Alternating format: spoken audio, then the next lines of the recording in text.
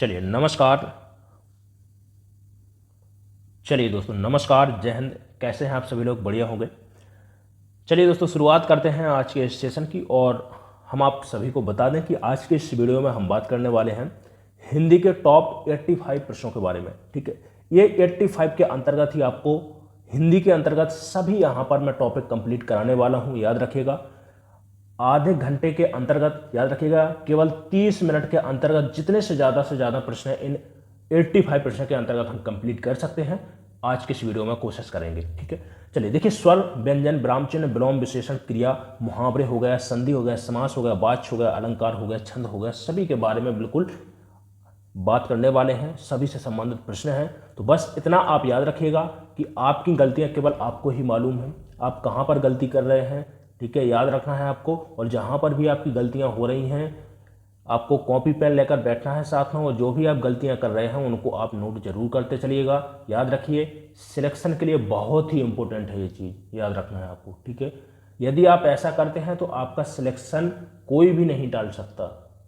ठीक है, तो चलिए शुरुआत करते हैं, प्रश्नों की ओर बढ़ते हैं। और हमारा इस श्रृंखला के अंतर्गत हमारा पहला ही प्रश्न है। देखिए, एक एक चीज को मैंने आज के इस सेट में छुआ है, तो बस ध्यान से समझते चलिएगा। चलिए, पहला ही प्रश्न है, कह रहा है किस तिथि को हिंदी को राजभाषा बनाने का निर्णय लिया गया है। तो देखिए, कह रहा है कि किस तिथि को हिंदी को राजभाषा बनाने का निर्णय लिया गया है। चलिए इसके लिए कमेंट करिएगा, इसका सही आंसर क्या जाएगा। तो देखिए, हिंदी को राजभाषा बनाने का निर्णय कब लिया गया है। हिंदी को राजभाषा बनाने का निर्णय 14 सितंबर 1949 को लिया गया है। और इसी कारण से 14 सितंबर को क्या है भैया, 14 सितंबर को हम हिंदी दिवस के रूप में भी मनाते हैं। आपने सुना होगा हिंदी दिवस कब मनाते हैं, तो 14 सितंबर को मनाते हैं। इसको आपको नोट कर लेना है। चलिए बढ़ते हैं सेकंड प्रश्न की ओर। और सेकंड प्रश्न आपका यही है। देखिए, कह रहा है कि हिंदी दिवस किस दिन मनाया जाता है, तो 14 सितंबर को मनाया जाता है। याद रखिएगा, ऑप्शन यहाँ पर ए हमारा राइट आंसर हो जाएगा, 14 सितंबर। बिल्कुल, चलिए फटाफट तरीके से आप आंसर देते चलिएगा। ठीक है, चलिए तीसरा प्रश्न है, कह रहा है कि दक्षिणी भारत हिंदी प्रचार सभा का मुख्यालय कहां पर स्थित है। ऑप्शन ए देखिए, कह रहा है कि बेंगलोर, चेन्नई, मैसूर और हैदराबाद है। तो याद रखिएगा, चेन्नई कहां पर है, इसको हम क्या बोलते हैं, मद्रास भी बोलते हैं। ठीक है, तो याद रखिएगा कहां पर मुख्यालय है, चेन्नई में है। ऑप्शन यहां पर बी राइट आंसर जाएगा, दक्षिण भारत हिंदी प्रचार सभा का मुख्यालय कहां पर है, चेन्नई में। चलिए नेक्स्ट चौथा प्रश्न है, दिए गए विकल्पों में से प्रारंभ में, कह रहा है देखिए मतवाला पत्रिका के संपादक कौन थे। चलिए मतवाला पत्रिका की बात करते हैं, तो पहले तो इस पत्रिका की हम ये बात कर लेते हैं कि इसका संपादन कहां से होता था। इसका संपादन की बात करते हैं तो इसका संपादन होता था कोलकाता से। पहले क्या बोलते थे, कलकत्ता। ठीक है, वर्तमान में बोलते हैं कोलकाता। इसका संपादन होता था कोलकाता से होता था। कब हुआ था इसका संपादन, याद रखिएगा। इसका प्रकाशन कब हुआ था, तो आपको सन भी याद रखने हैं, 1923 में इसका प्रकाशन हुआ था। और इसका संपादन किसके द्वारा किया गया था, याद रखिएगा, सूर्यकांत त्रिपाठी निराला जी के द्वारा किया गया था। Option B is the right answer हो जाएगा। चलिए अगला प्रश्न है, पांचवा प्रश्न है, हिंदी की आदि जननी। देखिए, हिंदी की आदि जननी किसे कहा जाता है। चलिए देखिए, मैं भाषा विकास की बात करता हूं भारत में। तो भारत में भाषा विकास देखिए किस तरीके से चला है, इसको आपको नोट कर लेना है। सबसे पहले जो भाषा लैंग्वेज आई है वो थी संस्कृत। कौन सी थी भैया, संस्कृत थी। इसके बाद में जो विकास हुआ है वो पाली भाषा का हुआ है। ठीक है, इसके बाद में आती है प्राकृतिक भाषा आती है। कौन सी, प्राकृतिक भाषा आती है। इसके बाद में आती है अपभ्रंश। संस्कृत, पाली, प्राकृत, अपभ्रंश का विकास होता है। कौन सी, और अपभ्रंश से ही, किससे, अपभ्रंश से ही फिर किसका विकास होता है, हिंदी भाषा जन्म लेती है। कौन सी भैया, हिंदी भाषा जन्म लेती है। याद रखिएगा, तो हमसे कह रहा है कि आदि जननी। देखिए, एक तो आपको याद रखना है जननी और दूसरा होता है आदि जननी। तो हिंदी की यदि आपसे पूछा कि आदि जननी कौन है, तो आदि जननी कौन है भैया, वो है संस्कृत। ठीक है, डी ऑप्शन यहां पर हमारा सही आंसर चला जाएगा। चलिए अगला प्रश्न, छठवां प्रश्न है, संविधान के अनुच्छेद 351 में किस विषय का वर्णन है। कह रहा है कि उच्चतम न्यायालय की भाषा। बी कह रहा है कि पत्राचार की भाषा। सी है हिंदी के निर्देश, हिंदी विकास के निर्देश दिए गए हैं। बिल्कुल यही हमारा राइट आंसर हो जाएगा। संविधान के अनुच्छेद, याद रखिएगा, संविधान से यदि भाग पूछता है तो भाग 17 के अंतर्गत राजभाषा का उल्लेख है। और यदि आपसे पूछता है कि हिंदी विकास के लिए निर्देश, 351 में मिलेगा। और यदि भाषा से संबंधित आपसे पूछता है कि कौन कौन से अनुच्छेद हैं, तो याद रखिएगा अनुच्छेद 343 से लेके अनुच्छेद 351 तक राजभाषा को लेकर उल्लेख किया गया है। याद रखिएगा कौन से भाग में, संविधान के भाग 17 के अंतर्गत। इसको भी आप याद रखिएगा। चलिए नेक्स्ट क्वेश्चन, वर्णमाला किसे बोलते हैं। चलिए तो देखिए, वर्णमाला किसे बोलते हैं। वर्णमाला समझिएगा, जैसे मैं बोलता हूं छोटा आ, बड़ा आ, एक क्रम में, ठीक है। तो वर्णों का क्या है, एक व्यवस्थित समूह होता है कि आ के बाद में ही बड़ा आ आएगा, का के बाद में ही खा ध्वनि आएगी, ठीक है, इसके बाद में गा ध्वनि आएगी, इसके बाद में, ठीक है। तो इस प्रकार से याद रखिएगा वर्णों का क्या है, एक व्यवस्थित समूह है और इसी को हम क्या बोलते हैं, वर्णमाला के नाम से जानते हैं। सी इज द राइट आंसर हो जाएगा। नेक्स्ट प्रश्न है 8वां प्रश्न, कह रहा है निम्न में से नासिक के व्यंजन किसे कहा जाता है। चलिए देखिए, नासिक के व्यंजन की बात करते हैं तो सभी याद रखिएगा, नासिक के व्यंजन क्या होते हैं, जिन्हें हम क्या है अनुनासिक व्यंजन के नाम से भी जानते हैं। ऐसे व्यंजन जिनका उच्चारण हम नाक और मुंह के द्वारा, दोनों के द्वारा कर सकें, ऐसे व्यंजन क्या होते हैं, नासिक के व्यंजन होते हैं। नासिक के व्यंजन यदि आपसे पूछता है कि कौन कौन से व्यंजन नासिक हैं, तो याद रखिएगा 5 व्यंजन। कौन कौन से 5 व्यंजन हैं, ठीक है। तो ये आपके जो वर्ग के जो लास्ट के जो व्यंजन होते हैं उन्हें क्या बोलते हैं, नासिक के व्यंजन बोलते हैं। ऑप्शन यहां पर ए हमारा राइट आंसर हो जाएगा, इसको आपको याद रखना है। चलिए नेक्स्ट प्रश्न है 9वां प्रश्न, स्थान के आधार पर बताइए कि मूर्धन्य व्यंजन कौन सा है। देखिए मूर्धन्य व्यंजन जहां से जिसका उच्चारण क्या होता है, कहां से होता है, मूर्धा से होता है, ठीक है। तालु के और पीछे से थोड़ा सा, तालु जो हमारा होता है ना, जिसे हम क्या बोलते हैं, मुंह का जो तालु होता है, खुरदरा जो स्थान होता है, थोड़ा सा और पीछे का स्थान क्या बोलते हैं, मूर्धन्य बोलते हैं। और वहां से उच्चारण किन व्यंजनों का होता है यहां पर आपको बताना है। तो स्थान के आधार पर जो मूर्धन्य व्यंजन होते हैं उनको आप एक बार कमेंट बॉक्स में कमेंट कर दीजिएगा। चलिए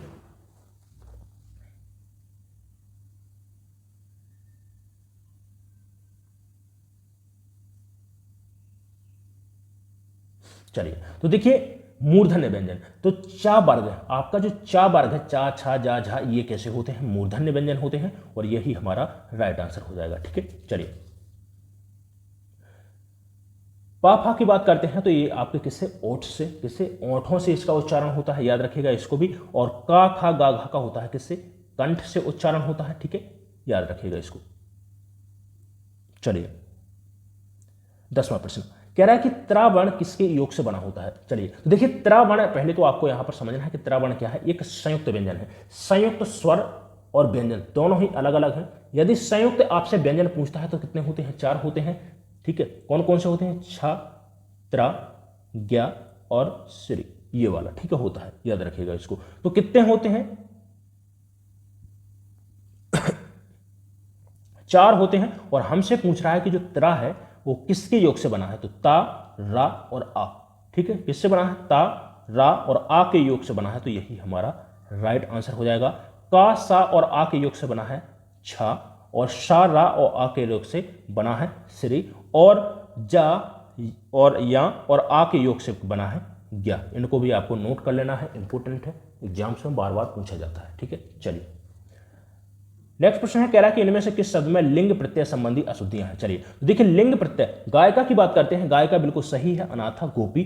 नारी यहां पर गलत हो जाएगा, नारी में लिंग प्रत्यय क्या है भैया, जो प्रत्यय है वो क्या है, बड़ी ई यहां पर प्रत्यय आएगा, क्या हो जाएगा, बड़ी ई यहां पर प्रत्यय आता है। तो लिंग प्रत्यय संबंधी अशुद्धि किसमें है, नारी में है, बी ऑप्शन राइट हो जाएगा। चलिए अगला प्रश्न है, निम्नलिखित में से कौन टा वर्ग नहीं है। टा वर्ग, देखिए तो वर्ग आपको आने चाहिए, ठीक है। टा वर्ग कह रहा है कि टा वर्ग के अंतर्गत कौन सा यहां पर व्यंजन नहीं आ रहा है। तो टा वर्ग की बात करते हैं तो देखिए टा, ठा, डा, ढा और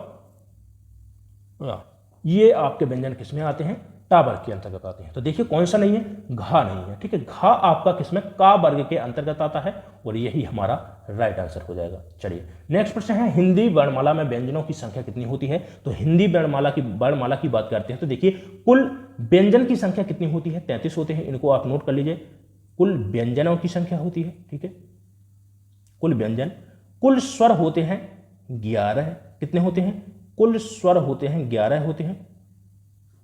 और यदि आपसे कुल वर्ड पूछता है तो याद रखिएगा कुल होते हैं 52, कितने होते हैं, 52 सभी वर्ण होते हैं हिंदी वर्णमाला के अंतर्गत, याद रखना आपको। तो यहां पर हमारा बी ऑप्शन राइट आंसर हो जाएगा। चलिए नेक्स्ट प्रश्न है, कह रहा है कि भाषा निर्माण की इकाइयों का सही अनुक्रम क्या है। चलिए तो सही अनुक्रम क्या है भाषा निर्माण की इकाइयों का, चलिए बताइएगा इसका।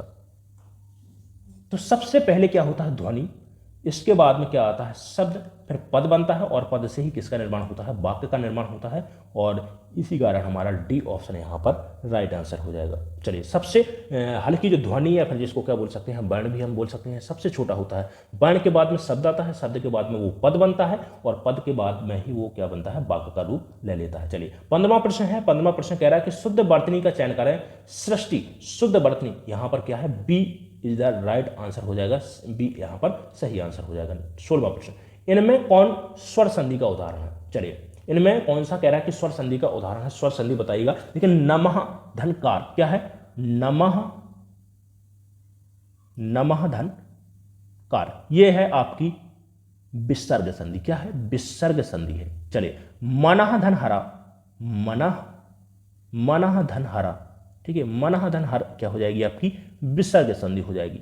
ठीक है, समधन योग, समधन योग, समधन योग कौन सी यहां पर संधि हो जाएगी, ये आपकी व्यंजन संधि हो जाएगी। ठीक है, व्यंजन संधि। लेकिन पौधन अन क्या हो जाएगा, पौधन अन, जब भी देखिए ए आय ओ और आओ के साथ में यदि कोई भी, आप इस नियम को लिख लीजिएगा, ए आय ओ आओ के साथ में जब भी कोई स्वर आता है, कोई भी स्वर आ जाए, तो ए का क्या आय हो जाएगा, आय का आय हो जाएगा, ओ का आओ और आओ का क्या हो जाएगा, आओ। तो ए पवन क्या है, आपकी अयादि संधि है और अयादि संधि किसका भाग है, स्वर संधि का ही भाग। चलिए, 17वां प्रश्न है, कह रहा है कि खड़ी बोली हिंदी में रचना करने वाला प्रथम किसे माना जाता है, तुलसीदास को, आमिर खुसरो को, मोहम्मद जायसी को, और कह रहा है कि चंद्रबरदाई को। तो ठीक है, हिंदी, ठीक है, खड़ी बोली हिंदी में रचना करने वाले प्रथम कवि किसको माना जाता है, आमिर खुसरो को माना जाता है। ठीक है, याद रखिएगा, आमिर खुसरो का माना जाता है, खड़ी बोली का जनक कहा जाता है। ठीक है, ये प्रश्न पूछ सकता है आपसे कि खड़ी बोली का जनक किसको कहा जाता है, आमिर खुसरो का। तबला और सितार का, ठीक है, तबला और सितार वादन का भी जनक किसको कहा जाता है, आमिर खुसरो को कहा जाता है, ये भी आप याद रखिएगा। 18वां प्रश्न कह रहा है कि व्यर्थ शब्द में किन वर्णों की संधि हुई है। चलिए, देखिए, बहुत ही अच्छे प्रश्न हैं आज के। चलिए, तो देखिए, व्यर्थ शब्द में कह रहा है कि किन वर्णों की संधि हुई है, व्यर्थ, तो वी के साथ में क्या आ जाएगा, अर्थ, वी के साथ में क्या हो जाएगा, अर्थ हो जाएगा। तो ई क्या है, छोटी ई के साथ में जब भी आ आता है, ठीक है, छोटी ई के साथ में जब भी आ आएगा तो यहां पर क्या हो जाएगा, हमारा डी ऑप्शन राइट आंसर हो जाएगा, वी धन अर्थ हो जाएगा। ठीक है, ऑप्शन डी सही आंसर जाएगा। चलिए,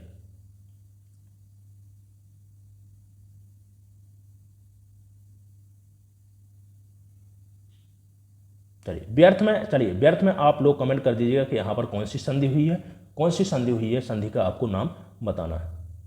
चलिए, 19वां प्रश्न है, कह रहा है कि जिस समास में उत्तर पद प्रधान होने के साथ ही पूर्व पद और उत्तर पद में विशेषण विशेष का संबंध भी होता है, वहां पर कौन सा समास होता है। देखिए, जहां पर भी उत्तर पद प्रधान होता है, साथ में पूर्व पद और उत्तर पद में विशेषण विशेष, जिसे हम क्या बोलते हैं, उपमेय उपमान की यदि संज्ञा हो, तो वहां पर कौन सा समास होता है, वहां पर होता है कर्मधारय समास। सीधा बात है कि जहां पर भी तुलना आपको दिखाई पड़े, जैसे मैं बोलता हूं चंद्रमुख, क्या बोलता हूं, चंद्रमुख बोलता हूं, ठीक है, यहां पर मुख की तुलना किससे, चंद्रमा के साथ में की जा रही है। तो देखिए, यहां पर विशेष क्या है, मुख है हमारा, और चंद्रमा क्या है, यहां पर विशेषण है।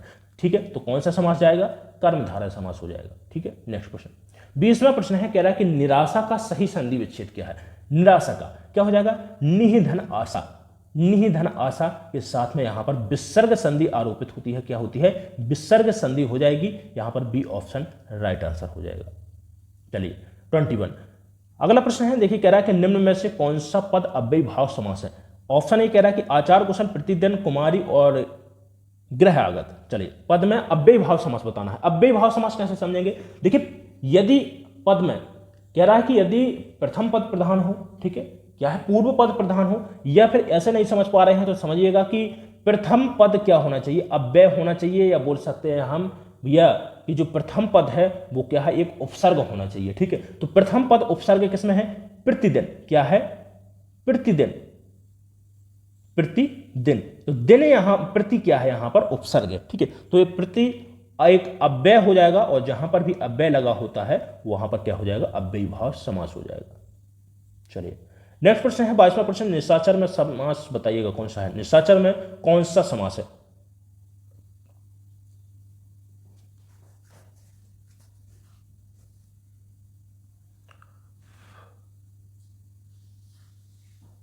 चलिए, तो निशाचर में जो समास होगा, रात्रि में भ्रमण करने वाले को क्या बोलते हैं? निशाचर। और निशाचर में कौन सा समास हो जाएगा? बहुब्रीहि समास। राइट आंसर हो जाएगा ऑप्शन बी, सही आंसर जाएगा। चलिए, अगला प्रश्न है 23, नाटक स्कंदगुप्त की रचना किसने की थी? चलिए, मालती जोशी ने, जयशंकर प्रसाद, जैनेन्द्र कुमार और कह रहा है कि प्रेमचंद।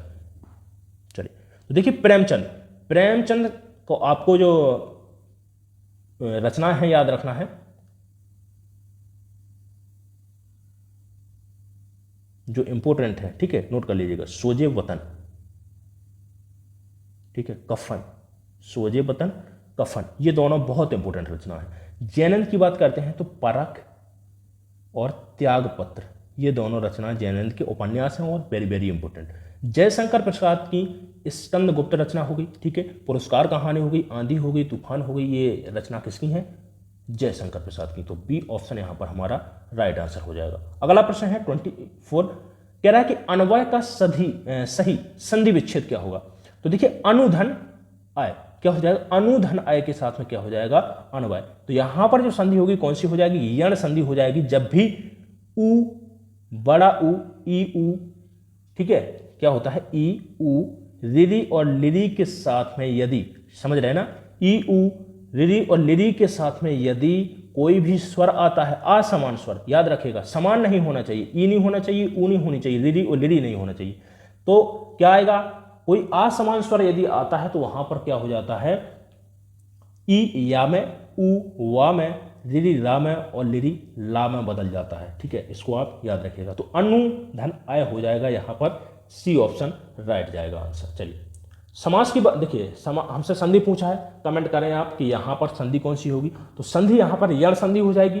ट्रिक क्या है? ट्रिक है कि यदि या, वा, रा, ला के साथ में यदि कोई आधा अक्षर देखने को मिल रहा है तो वहां पर होता है यण संधि। जैसे ना, वा के साथ में यहां पर आधा अक्षर है, ठीक है, ये ट्रिक हो गई। तो ट्रिक और दोनों से हम कंप्लीट करते हुए आगे बढ़ते हैं। चलिए, नेक्स्ट प्रश्न है, ये कह रहा है कि जो धातु या शब्द के अंत में जोड़ा जाता है उसे क्या बोलते हैं? धातु और शब्द के जो अंत में जोड़े जाते हैं उन्हें प्रत्यय बोलते हैं। और धातु या फिर किसी शब्द के यदि आगे जोड़ते हैं, हम क्या है, आगे जोड़ते हैं, तो उन्हें क्या बोलते हैं? उपसर्ग बोला जाता है। क्या बोलते हैं? उपसर्ग बोलते हैं। ऑप्शन यहां पर सी राइट आंसर हो जाएगा। चलिए, अगला प्रश्न है 26वां प्रश्न, कह रहा है कि प्रति उत्पन्नमति शब्द में कौन सा उपसर्ग है? चलिए, देखिए, उपसर्ग बता रहा है, तो उपसर्ग बताना है कि आपके समक्ष यहां पर देखिए शब्द है प्रति उत्पन्नमति, तो पृत्यु, ठीक है, तो यहां पर क्या होगा? प्रति, देखिए मैं इसका विच्छेद कर रहा हूं, उत्पन्न और क्या हो जाएगा? मति। मति यहां पर क्या होगा? प्रत्यय है। उत्पन्न यहां पर क्या है? शब्द है, मैं मुख्य मूल शब्द है। और प्रति यहां पर क्या है? उपसर्ग है। तो प्रति यहां पर बी ऑप्शन के साथ में हमारा सही आंसर हो जाएगा। चलिए, अगला प्रश्न 27वां प्रश्न है, कह रहा है कि लेखक शब्द के अंत में कौन सा प्रत्यय लगा हुआ है? लेखक की बात करते हैं तो लेखक में जो प्रत्यय लगा हुआ है अक प्रत्यय से मिलकर बना है। और ठीक है, कौन सा प्रत्यय है? अक प्रत्यय लगा हुआ है, ठीक है। चलिए, लेख में जब भी लिख में अक प्रत्यय जुड़ेंगे, देखिए चलिए मैं आपको प्रत्यय लिख, ठीक है, लिख में जब भी अक प्रत्यय जुड़ेगा तो क्या बन जाएगा? लेखक बन जाएगा। क्या बनेगा? लेखक। यहां पर अक प्रत्यय हो जाएगा। चलिए, किस शब्द में आवा प्रत्यय नहीं है? चलिए, चढ़ावा, लावा, भुलावा और दिखावा। चलिए, तो क्या है भैया? लावा में, ठीक है, बी ऑप्शन राइट आंसर हो जाएगा। 29 क्वेश्चन है, अव्ययीभाव समास का एक उदाहरण यथाशक्ति का सही विग्रह क्या होगा? चलिए देखिए, हमने अव्ययीभाव समास अभी पढ़ा कि कौन सा पद प्रधान होता है, तो पूर्व पद प्रधान होता है, ठीक है, प्रथम पद प्रधान होता है, जिसमें प्रथम पद अव्यय हो उसी को हम क्या बोलते हैं? अव्ययीभाव समास बोलते हैं। लेकिन यहां पर विग्रह करने की बात की जा रही है, ठीक है। समास आपसे पूछ सकता है कि जो समास का मूल भाव क्या होता है, तो मूल भाव होता है कि जो आपको शब्द दिए गए हैं उसको क्या है? संक्षेप में करना, ठीक है। तो आपसे पूछ भी सकता है कि समास क्या है, तो संक्षेपीकरण को ही हम समास बोलते हैं, ठीक है। अब देखिए, अव्ययीभाव समास का कह रहा है कि यहां यथाशक्ति एक क्या है? समास है, और इस समास का विग्रह करना है आपको। तो यथाशक्ति, संस्कृत की बात करें तो सत्यम अनुत्क्रम, क्या बोलते हैं? सत्यम अनुत्क्रम कहा जाता है, मतलब शक्ति के ही अनुसार, क्या है? शक्ति के अनुसार, या बोल सकते हैं सत्यम अनुत्क्रम। याद रखिएगा, डी ऑप्शन यहां पर राइट आंसर हो जाएगा। ऑप्शन डी के साथ में सही आंसर जाएगा। चलिए, 30वां प्रश्न है, कह रहा है कि संस्कृत के ऐसे शब्द जिसे हम ज्यों का त्यों प्रयोग में लाते हैं। देखिए, संस्कृत तत् धन सम, तत् धन सम, देखिए नाम से ही समझ पा रहे हैं, तद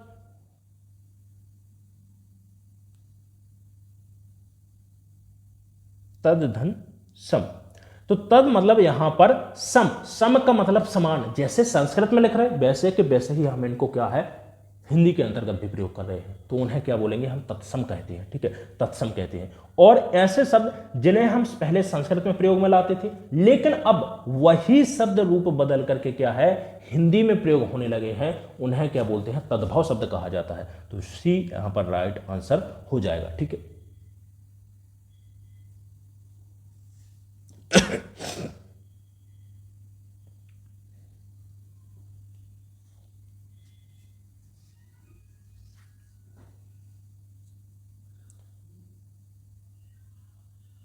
चलिए अगला प्रश्न है 31वां प्रश्न है। थोड़ा सा मैं समय यहाँ पर देख लूँ कि कितना समय हो रहा है। चलिए कोई बात नहीं, अभी 22 हमें 30 मिनट का ही वीडियो रखना है, ठीक है। 30 मिनट के अंतर्गत ही आपको यहाँ पर 50 क्वेश्चन हमें कंप्लीट कराने हैं, और इसके बाद में जो भी प्रश्न बच रहे हैं 85 प्रश्नों की पूरी श्रृंखला है, और इसके अंतर्गत जो भी प्रश्न बचेंगे उसको हम कल कवर कर लेंगे। बस आप साथ में बने रहिएगा, कोई भी एक भी आपका टॉपिक ऐसा नहीं रहेगा कि आप ना फोड़ सकें, एग्जाम में बिल्कुल आप फोड़ कर ही आएंगे, इतना आप याद रखिएगा। चलिए 31 प्रश्न कह रहा है कि उत्पत्ति के आधार पर शब्द के कितने भेद होते हैं। उत्पत्ति के आधार पर, ठीक है, तो उत्पत्ति के आधार पर देखिए कितने होते हैं, 4 भेद अभी बताया मैंने, तत्सम, तद्भव, देशज और विदेशज शब्द, ठीक है, पिछला ही प्रश्न था, ठीक है।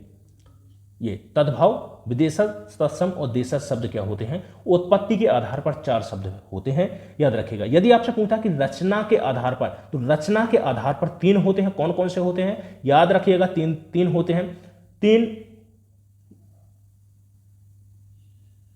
ठीक है। रूढ़, नोट कर लीजिएगा, रूढ़ शब्द, योग, यौगिक शब्द और योग रूढ़, ठीक है। ये आपके 3 प्रकार के शब्द होते हैं। चलिए अगला प्रश्न है, निम्न में से कौन सा शब्द देशज है। चलिए देशज शब्द क्या है और विदेशज शब्द क्या है। चलिए थोड़ा सा अंतर है इनमें। विदेशज शब्द ऐसे शब्द जो विदेशी भाषाओं से लिए गए हैं, जैसे अरबी हो गया, चीनी हो गया, ठीक है, इंग्लिश से भाषा से जो शब्द नहीं, जैसे पुलिस हो गया, ठीक है, लालटेन हो गया, कैंची हो गया, चाकू हो गया, ठीक है, और माफीदार हो गया। ये शब्द कैसे हैं सभी, ये शब्द आपके कैसे हैं, सभी विदेशज शब्द हैं, ठीक है। लेकिन देशज शब्द ऐसे शब्द होते हैं जिनकी उत्पत्ति का ही मालूम ना हो। क्या है, उत्पत्ति का ही मालूम ना हो, ठीक है। हमें मालूम ही नहीं है कि किस भाषा से निकल कर के आए हैं। या बोल सकते हैं कि देशज शब्द ऐसे शब्द होते हैं जो मतलब देश की ही भाषाओं से, लेकिन पता नहीं कि किस भाषा से, जैसे लोटा, फटाफट, हट, इस प्रकार के शब्द कैसे होते हैं, देशज शब्द। बी ऑप्शन राइट आंसर हो जाएगा। चलिए 33वां प्रश्न कह रहा है कि प्रेमचंद का अधूरा उपन्यास बताइएगा। गोदान, गबन, निर्मला, ये तीनों क्या है, उपन्यास है। लेकिन अधूरा उपन्यास कौन सा है, मंगलसूत्र। कौन सा है, मंगलसूत्र कैसा है, अधूरा उपन्यास है जो पूरा नहीं हो पाया था, ठीक है। ये याद रखिएगा, बी ऑप्शन राइट आंसर हो जाएगा। नेक्स्ट प्रश्न 34वां प्रश्न है, कह रहा है कि यौगिक शब्द कौन सा है। देखिए अभी मैंने बताया कि उत्पत्ति के आधार पर सब 3 प्रकार के रूढ़, योग रूढ़ और यौगिक शब्द हैं। यौगिक शब्द, यौगिक नाम से ही समझ पा रहे होंगे कि 2 आपने देखिए, जो बच्चे साइंस से हैं उन्होंने पढ़ा होगा, यौगिक पढ़ा होगा, ठीक है, साइंस में। यौगिक 2, ठीक है, पदार्थों के मिश्रण से बनता है यौगिक, ऐसे ही पढ़ा होगा ना, ठीक है। तो यहां पर क्या है, सीधा सीधा कि 2 शब्दों के मेल से जो बनता है शब्द, लेकिन उसका अर्थ सार्थक होना चाहिए। क्या है, अर्थ क्या है, सार्थक होना चाहिए, उसे क्या बोलते हैं, यौगिक शब्द बोलते हैं। जैसे पाठशाला, पाठ और शाला दोनों को मिलाकर बना है शब्द, उसे क्या बोलेंगे, यौगिक शब्द बोलेंगे। ऑप्शन यहां पर सी राइट आंसर जाएगा। चलिए 35वें के लिए कमेंट करिए। कह रहा है देखिए तत्सम शब्द बताइएगा। तत्सम शब्द, तत्सम शब्द क्या हो जाएगा, गोधूम, यहां पर हमारा तत्सम हो जाएगा। गोधूम का तद्भव होगा गेहूं, क्या हो जाएगा, गेहूं, यहां पर राइट आंसर हो जाएगा। 36 बुढ़ापा भी एक प्रकार का अभिशाप है। इस वाक्य, ठीक है, इस वाक्य में रंगीन छपे हुए शब्द की संज्ञा बताना है। देखिए रंगीन शब्द बुढ़ापा, देखिए अब आपको बताना है कि जो बुढ़ापा यहां पर शब्द दिया गया है इसमें किस प्रकार की संज्ञा है। संज्ञा की बात करूं तो 5 प्रकार की कुल संज्ञा होती है, हमें बताना है कि कौन सी संज्ञा है इसमें। देखिए जब भी कहीं पर दशा, अवस्था, ठीक है, भाव, गुण का बोध हो, याद रखिएगा। अवस्था क्या है, यहां पर बुढ़ापा क्या है, एक अवस्था है, क्या है भैया, एक अवस्था है, ठीक है। मानवता, ठीक है, क्या है, मानवता, ठीक है, याद रखिएगा ये क्या है, एक गुण है। तो याद रखिएगा कहीं पर भी अवस्था का बोध हो, ठीक है, कहीं पर भी गुण का बोध हो, भाव का बोध हो, दशा का बोध हो, वहां पर कौन सी भाववाचक संज्ञा होती है, ठीक है। ए ऑप्शन यहां पर राइट आंसर हो जाएगा। चलिए अगला प्रश्न 37 है, कह रहा है कि आंसू का बहुवचन क्या होगा। देखिए आंसू, आंसू, दर्शन, प्राण, हस्ताक्षर, ये सभी कैसे हैं, हमेशा ही बहुवचन में प्रयोग किए जाने वाले शब्द हैं, इनको भी आप याद रखिएगा, ठीक है। तो आंसू का बहुवचन क्या होगा, आंसू ही होगा, आपको याद रखना है। चलिए 38 कह रहा है दिए गए विकल्पों में से उदयभान चरित्र के लेखक कौन है। देखिए लल्लू लाल जी की एक रचना है प्रेम सागर, बहुत ही इंपोर्टेंट है प्रेम सागर, प्रेम सागर। सदल मिश्र की है नासिकेतोपाख्यान, क्या है, नासिकेतोपाख्यान, याद रखिएगा पूछी गई रचना है और इंपोर्टेंट भी है, ठीक है, ठीक है। ईसा अल्लाह खां यहां हमारा राइट आंसर हो जाएगा। उदयभान चरित्र या फिर जिसका दूसरा नाम क्या है, रानी केतकी की कहानी, रानी केतकी की कहानी, ये किसकी रचना है, ईसा अल्लाह खां की, ठीक है। उदयभान चरित्र का ही दूसरा नाम है रानी केतकी की कहानी। चलिए नेक्स्ट प्रश्न है, कह रहा है कि भाववाचक संज्ञा बताइए। तो देखिए अभी बताया कि जहां पर भी भाव का बोध हो, ठीक है, अवस्था का बोध हो, वहां पर क्या होती है भाववाचक संज्ञा, लड़कपन। ऑप्शन ए यहां पर सही आंसर हो जाएगा।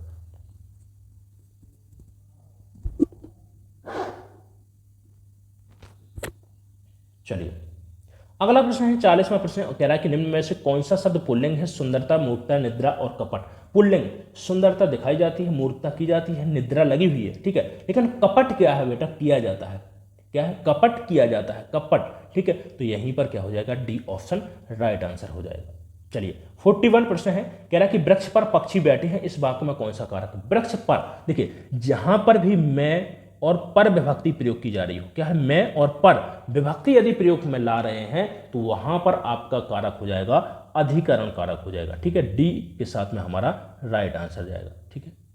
चलिए 42 है, कह रहा है कि कारक के कितने भेद होते हैं। तो कारक की हिंदी की बात करते हैं तो 8 भेद होते हैं, ऑप्शन यहां पर ए राइट आंसर हो जाएगा, ठीक है। कारक के कितने भेद होते हैं, 8 भेद होते हैं। चलिए नेक्स्ट क्वेश्चन 43 है, कह रहा है कि समास का शाब्दिक अर्थ बताइएगा। समास का शाब्दिक अर्थ क्या होता है, विस्तार, विच्छेद, विग्रह और संक्षेप। अभी मैंने आपको बताया, ठीक है। देखिए समास का जो शाब्दिक अर्थ होता है वो क्या होता है, संक्षेप में लिखना, ठीक है। मैंने बताया था आपको, एक उदाहरण दिया था, यथा, चलिए यथा शक्ति, जो विच्छेद था इसका क्या था, शक्ति के अनुसार, शक्ति के अनुसार,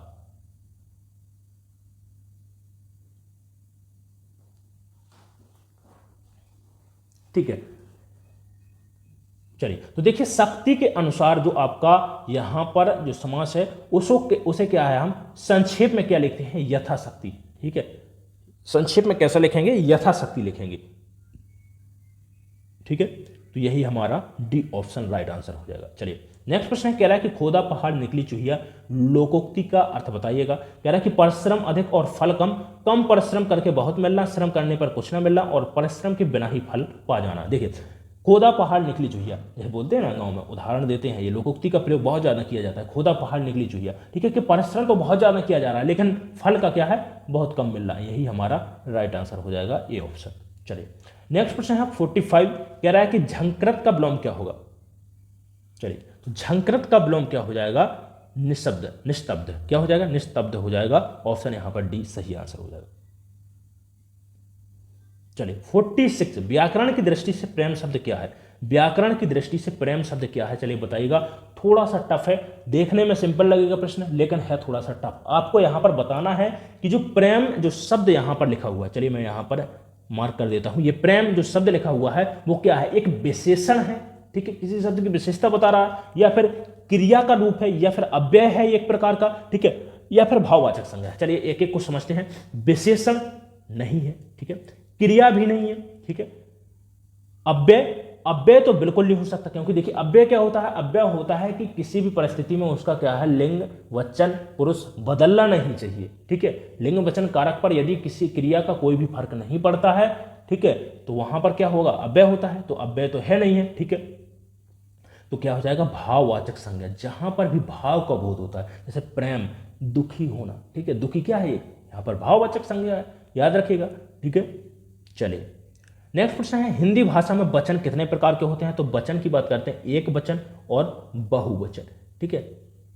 कुछ लोगों को ज्ञात होगा कि एक द्विवचन भी होता है बेटा, लेकिन द्विवचन की बात करते हैं तो द्विवचन जो आपका होता है वो किसमें, संस्कृत में प्रयोग में लाया जाता है, ठीक है। तो यहाँ पर वचन कितने होते हैं हिंदी में, हिंदी भाषा के अंतर्गत केवल 2 ही वचन होते हैं, दोनों को आप याद रखिएगा। नेक्स्ट है 48, कह रहा है कि निश्चयवाचक सर्वनाम कौन सा होता है? चलिए देखिए, निश्चयवाचक शब्द से ही आप समझ पा रहे होंगे, निश्चयवाचक जहां पर कोई ना कोई चीज निश्चय हो, स्पष्ट हो, ठीक है, स्पष्टता का जहां पर बोध हो। चलिए देखिए, अब सर्वनाम की बात करें हम तो हिंदी के अंतर्गत 6 प्रकार के सर्वनाम होते हैं, ठीक है। अब इनमें से आपको बताना है कि निश्चयवाचक कौन सा होगा। चलिए कुछ, मैं कह रहा हूं कि कुछ वस्तुएं रखी हुई हैं लेकिन स्पष्ट, देखिए मान लीजिए ये रखी हुई हैं कुछ वस्तुएं, लेकिन स्पष्ट नहीं है कि इसमें क्या है। मान लीजिए इसमें क्या हो जाएगा, पेन हो जाएगा, कॉपी है भी, फल भी रखे हुए हैं, ठीक है, और हम बोल सकते हैं कि यहाँ पर कपड़े भी रखे हुए हैं, ठीक है। तो ऐसे आप स्पष्ट नहीं कर सकते कि इसमें क्या है, ठीक है, तो ये निश्चय नहीं है। मैं बोलता हूं कौन व्यक्ति खड़ा है, ये भी निश्चय नहीं है, हमें ज्ञात नहीं है, ठीक है, कि कौन व्यक्ति वहां पर खड़ा हुआ है, ठीक है। लेकिन क्या ये क्या हो जाएगा, प्रश्नवाचक अव्यय हो जाएगा। लेकिन यह मैं बोलता हूं ये कोई परमानेंट यहां पर चीज रखी हुई है, बिल्कुल निश्चय है कि मैं बोलता हूं कि यह वस्तु उठाकर लाओ, तो आप केवल इसी को उठाकर लाओगे, तो यहां पर एक निश्चय का बोध हो रहा है, निश्चय का ज्ञान हो रहा है, निश्चितता का बोध हो रहा है, वहां पर कौन सा हो जाएगा, निश्चयवाचक सर्वनाम हो जाएगा। सी ऑप्शन राइट आंसर हो जाएगा। चलिए 49 है, संज्ञा या सर्वनाम की विशेषता बतलाने वाले शब्दों को क्या बोलते हैं? विशेष, अव्यय, विशेषण या क्रिया। चलिए तो क्या बोलेंगे, विशेषण बोलेंगे, ऑप्शन सी राइट आंसर हो जाएगा। चलिए 50 प्रश्न है, कह रहा है कि कर्कश का विलोम, कर्कश कौवा, जो कौवा होता है वो क्या है बेटा, इसकी ध्वनि कैसी होती है, कर्कश होती है। क्या बोलते हैं ना, कौवा की आवाज कैसी होती है, कर्कश होती है। लेकिन कोयल, कोयल कैसी बोलती है, मधुर, कैसी होती है, मधुर ध्वनि होती है। तो क्या हो जाएगा, डी ऑप्शन हमारा सही आंसर हो जाएगा, कर्कश का जो विलोम होगा मधुर हो जाएगा, ठीक है। चलिए बताइए, ये रहे आज के 50 प्रश्न और हमारा समय भी हो चुका है। देखिए 35 यहाँ पर मिनट का वीडियो चला गया है। मैं सिर्फ इसलिए कह रहा हूँ कि आपका, ताकि ज़्यादा टाइम ना लिया जाए, क्वेश्चंस कराना भी यहाँ पर उद्देश्य नहीं है, आपके पास में समय भी मिलना चाहिए। जो भी आप गलतियाँ कर रहे हैं उन्हें आप फिर से पढ़ें, फिर से देखें, समझें कि आप बार बार कहाँ पर गलतियाँ की जा रही हैं। जो भी गलती कर रहे हैं आप कमेंट बॉक्स में ज़रूर बता दें, उन पर हम ज़्यादा से ज़्यादा प्रश्न लेकर के आएंगे, ठीक है। याद रखिएगा, हिंदी आपका जीके हो गया, यही आपको सिलेक्शन दिलाएगा। आप एक बार परीक्षा दे चुके हैं, ठीक है, कई बच्चे ऐसे होंगे जो 2-4 बार दे चुके होंगे, आप समझ पा रहे होंगे प्रश्न किस प्रकार के आ रहे हैं। तो पिछला एग्जाम हुआ है एसएससी जीडी कांस्टेबल से, बहुत सारे प्रश्न याद रखेगा आपके यूपी पुलिस के अंतर्गत दिए गए थे। तो आपको याद रखना है, आपका एग्जाम का हर एक चीज ध्यान में रखकर ही हम ये प्रैक्टिस सेट बना रहे हैं, और बिल्कुल आप निश्चिंत होकर के आप पढ़ाई करिएगा, बिल्कुल निश्चिंत रहना है। हिंदी मैं बता रहा हूँ आपको, हिंदी पढ़ा रहा हूँ, तो हिंदी से आप निश्चिंत रहिएगा, आपका एक भी प्रश्न गलत नहीं होने वाला है। आपने भी देखा होगा कि बहुत सारे ऐसे प्रश्न थे जो आपके एग्जाम्स में आपको देखने को मिले होंगे हमारे ही पिछले प्रैक्टिस सेट से, ठीक है। तो बस निश्चिंत होकर पढ़िएगा, जो आपको प्रश्न कराए जा रहे हैं बिल्कुल आपको वही सब आपके एग्जाम्स में मिल रहा है, कोई अलग चीज नहीं आएगी, ठीक है। तो आज का ये सेशन कैसा लगा है, लाइक जरूर कर दीजिएगा, अच्छा लगा होता, ठीक है, अच्छा लगा हो तो लाइक जरूर कर दीजिएगा, शेयर कर दीजिएगा। जितने भी भाई बहन आपके तैयारी कर रहे हैं, दोस्त वगैरह, सबके पास में ये वीडियो भेज दीजिएगा, ठीक है। और अभी तक यदि आपने चैनल को सब्सक्राइब नहीं किया है तो साथ में चैनल को सब्सक्राइब कर दें, बेल आइकन को प्रेस जरूर कर दीजिएगा। प्रतिदिन आपको 4 PM पर आपको ये वीडियो उपलब्ध हो जाएगी यूट्यूब पर। आप प्रतिदिन जरूर ज्वाइन करिएगा, आपको ही फायदा होगा, ठीक है। जय हिंद, मिलते हैं अगले वीडियो में, तब तक के लिए धन्यवाद।